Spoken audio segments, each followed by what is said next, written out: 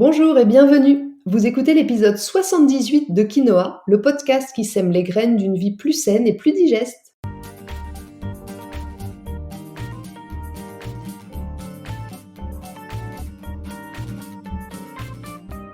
Je suis Julie Coignet, naturopathe spécialisée dans les troubles digestifs et les maladies inflammatoires chroniques de l'intestin. J'accompagne aussi les femmes enceintes, les enfants et les sportifs via des consultations sur Montpellier ou à distance et des programmes en ligne. Ma mission à travers ce podcast est de vous aider à adopter de nouvelles habitudes de vie plus saines et équilibrées pour votre santé en général, mais aussi pour vos troubles digestifs en particulier.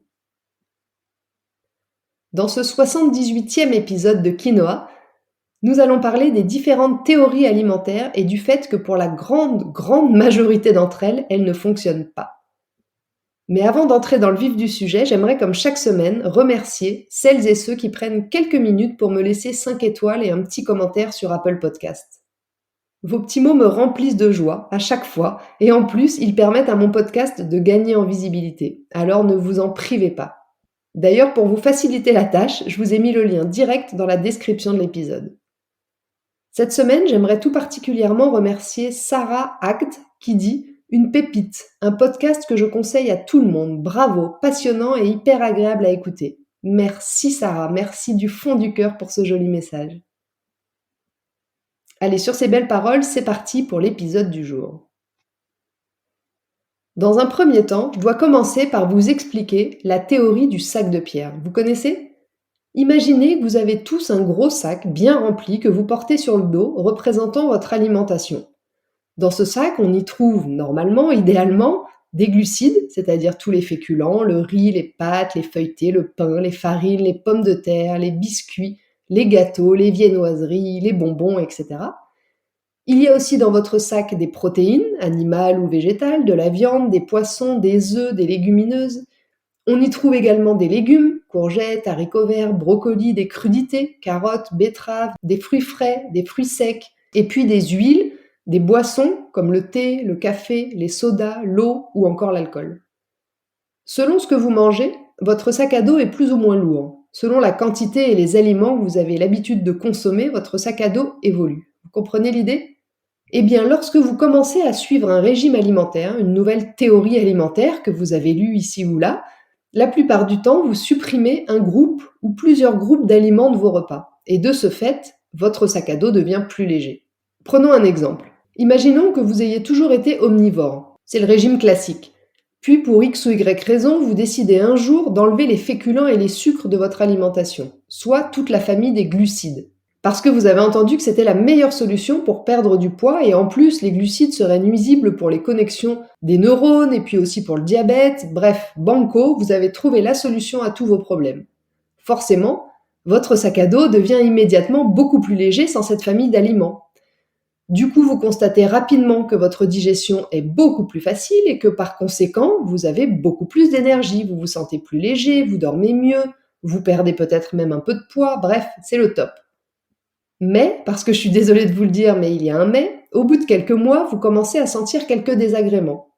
L'énergie du début a disparu, vous êtes tout le temps fatigué, votre teint devient plus pâle, vous perdez peut-être un peu plus vos cheveux que d'habitude, votre digestion n'est plus si simple, elle devient plus lente, plus paresseuse, vous digérez de moins en moins bien les graisses, vous avez souvent des fringales inexpliquées.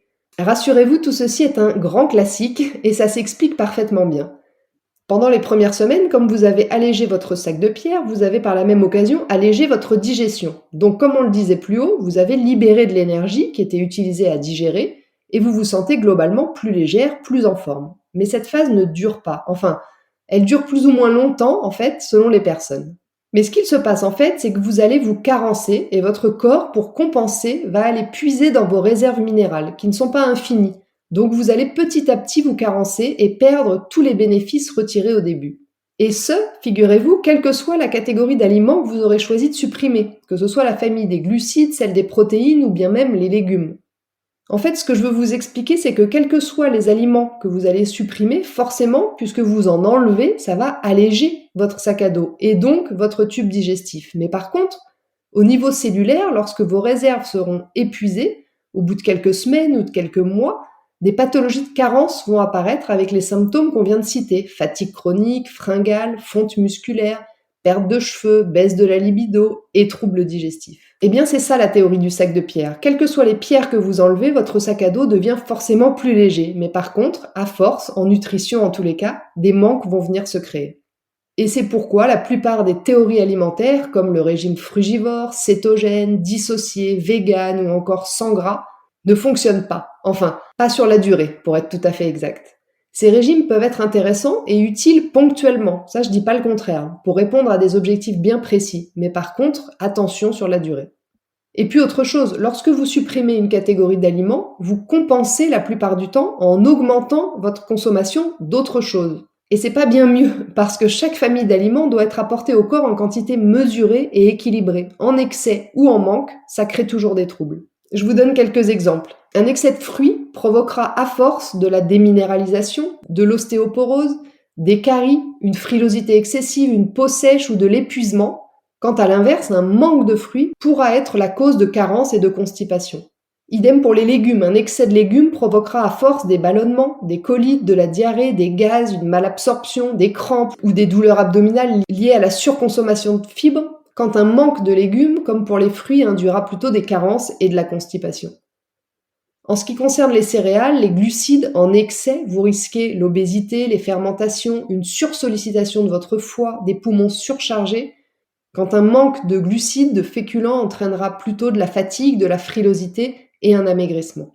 Et c'est la même chose pour les protéines animales qui en excès sont la cause d'hypertension, d'un excès duré, d'un visage rougi, de grosses chaleurs en permanence, quand un manque de protéines provoquera sur la durée une déminéralisation, une décalcification, des carences, une insuffisance endocrinienne, de l'anémie, un faible tonus musculaire, une baisse de la production d'acide chlorhydrique et donc de nombreux troubles digestifs.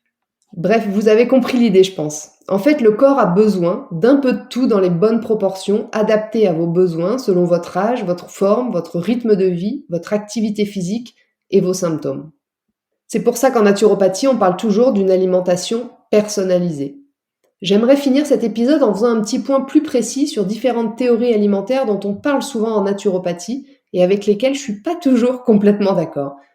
Tout d'abord, le régime dissocié. Le régime dissocié, il est très très cher à la grande majorité des naturopathes. C'est d'ailleurs celui qu'on m'a enseigné dans ma formation de naturopathe. J'ai rien contre, qu'on se le dise. Et je le recommande aussi parfois, dans certains cas et sur un temps donné. Pour faire simple, le principe du régime dissocié, c'est de ne pas consommer n'importe quels aliments ensemble au cours d'un même repas. Pourquoi ? Eh bien parce que la combinaison des aliments riches en protéines combinés à des aliments riches en glucides serait plus difficile à digérer et donc diminuerait l'absorption des nutriments. La combinaison de ces aliments entraînerait également des aliments à rester plus longtemps dans la sphère digestive, ce qui pourrait favoriser les gaz, les ballonnements et tout un tas de problèmes digestifs. Selon le régime dissocié, il existe 4 règles communes en matière de combinaison alimentaire. Premièrement, toujours commencer par les fruits à jeun. Deuxièmement, manger des féculents seuls ou avec des légumes cuits. Troisièmement, manger des protéines seules ou avec des légumes cuits. Quatrièmement, manger des noix, des graines et des fruits secs avec des légumes crus. Comme je le disais plus haut, il m'arrive parfois de recommander ce régime ponctuellement sur un temps déterminé pour alléger la digestion dans le cadre par exemple d'une détox ou d'un début de perte de poids. Mais par contre, suivre ce régime sur le long terme ne me semble pas du tout être une bonne idée et je le précise toujours aux consultants que j'accompagne. Parce que c'est ignorer le rôle de chaque famille d'aliments dans le processus de digestion, ignorer que les protéines déclenchent la production d'acide chlorhydrique indispensable à tout le reste de la digestion, ignorer que les glucides sont la clé pour permettre aux nutriments de pénétrer dans les cellules. Donc forcément, comme je le disais, au début, ce régime peut paraître un peu miraculeux, mais il est source de carences sur la durée.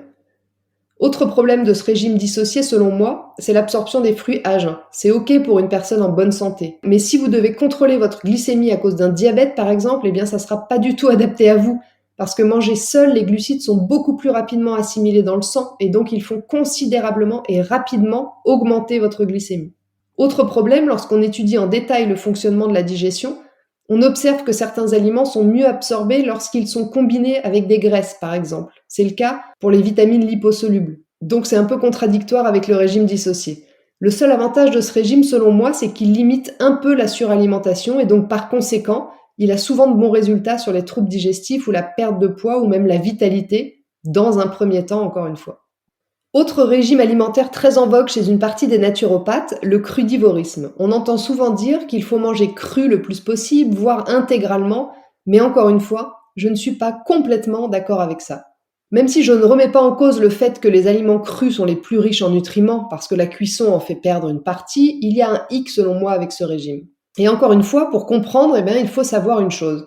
Notre vitalité, à nous les humains, se répartit à 75% sur le plan cortical, c'est-à-dire dans notre mental, voire même à 90% chez certains, et seulement à 25% ou alors 10% ce qui reste en tous les cas, sur le plan végétatif viscéral, c'est-à-dire pour notre métabolisme et donc notre digestion.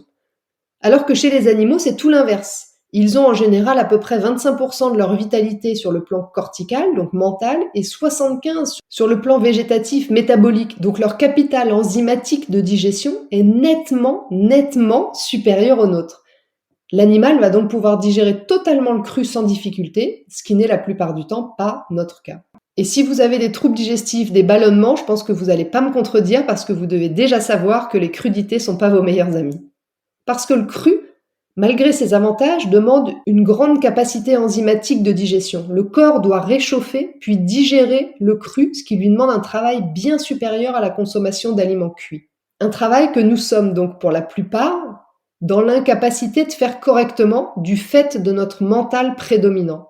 Donc manger cru un peu, bien sûr, oui, quand on le supporte, mais complètement, ça me semble vraiment compliqué avec nos vies actuelles. Vous habiteriez en pleine nature, coupé de tout stress, sans aucune obligation, sans horaire, avec beaucoup de temps pour vous, pour méditer. Dans ce cas-là, vous digérez super bien le cru. Mais c'est rarement le cas des personnes que je croise. Je ne vais pas détailler plus de théories, je ne vais pas détailler toutes les autres théories alimentaires existantes parce qu'il y en a beaucoup trop, mais pour conclure, je dirais donc que quel que soit votre objectif, que ce soit la perte de poids, soulager vos troubles digestifs ou autres, le meilleur régime pour vous, c'est toujours un régime naturel, personnalisé, digeste et mesuré qui se tient sur la durée. Et c'est d'ailleurs pour trouver l'alimentation qui vous convient, votre alimentation personnalisée, que je vous accompagne au quotidien en consultation, au cabinet ou à distance. Voilà, sur ce, l'épisode 78 de Quinoa touche à sa fin. Je vous remercie de l'avoir écouté jusqu'ici. J'espère qu'il vous a plu et qu'il vous aura éclairé sur tous ces régimes alimentaires plus prometteurs les uns que les autres, mais plutôt néfastes finalement sur le long terme. Pensez à transférer l'épisode à vos amis ou à le partager sur vos réseaux sociaux si vous le trouvez utile. Je vous invite également à vous abonner à ma newsletter pour ne rater aucun épisode du podcast, mais aussi pour suivre mon actualité et profiter de conseils chaque semaine directement dans votre boîte mail. La semaine prochaine, dans l'épisode 79 de Quinoa, nous allons faire un zoom sur votre estomac et plus précisément sur l'hypochloridrie, c'est-à-dire lorsque votre estomac ne produit pas assez d'acide chlorhydrique. Quelles peuvent être les causes et surtout les conséquences? Je vous explique tout ça la semaine prochaine. En attendant, si vous voulez me faire un petit coucou ou échanger, j'en serais vraiment ravie et je vous attends sur Instagram @juliecoignet-8 naturopathe. Et n'oubliez pas, comme le disait très bien l'abbé Pierre, il ne faut pas attendre d'être parfait pour commencer quelque chose de bien. À bientôt!